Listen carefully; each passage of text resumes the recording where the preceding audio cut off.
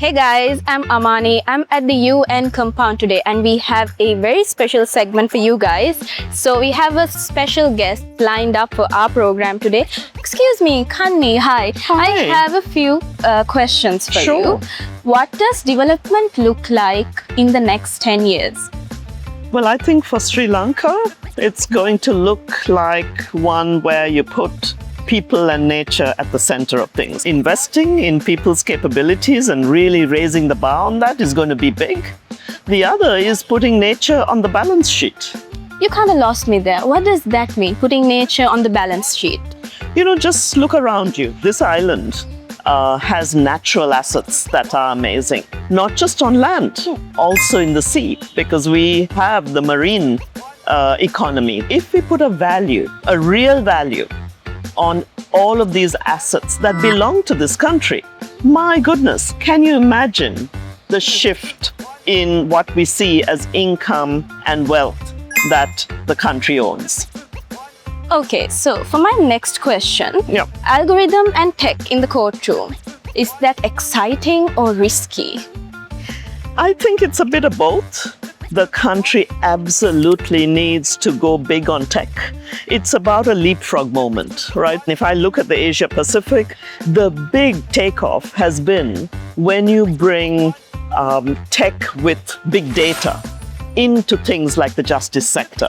So I think here, the taking algorithms into the courtroom means how do you improve efficiency? How do you help judges and all of the legal system?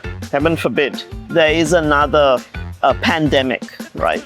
You don't want the justice sector to close down. So to me, yes, the riskiness is if it's not governed well. But the excitement is that it'll modernize the justice sector.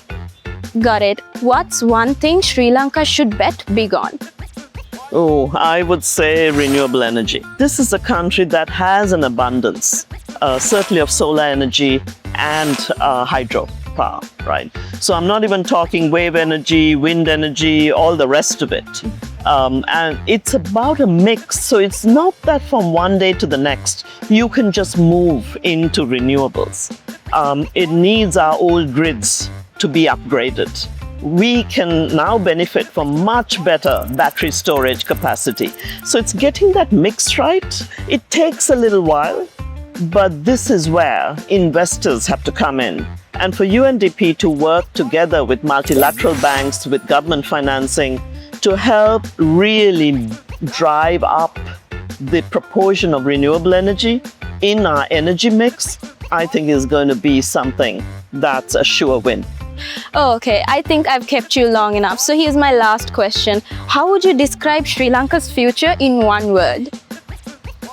I would say a winning strategy.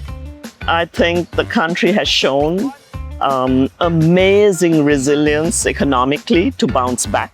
So to me, a winning strategy is a more integrated strategy that opens up to more responsible private sector, both locally and externally, that has government able to borrow at concessional rates. So whether that's climate finance, other vulnerability related finance, and opening finance to more than the traditional instruments.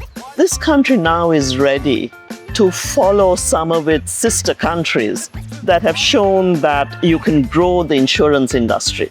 You can grow your carbon markets. You can really get into new financing instruments. So I would say it's a winning strategy overall. Thank you so much, Kanni. Thank you for doing this with us. Have a great day. Thank you.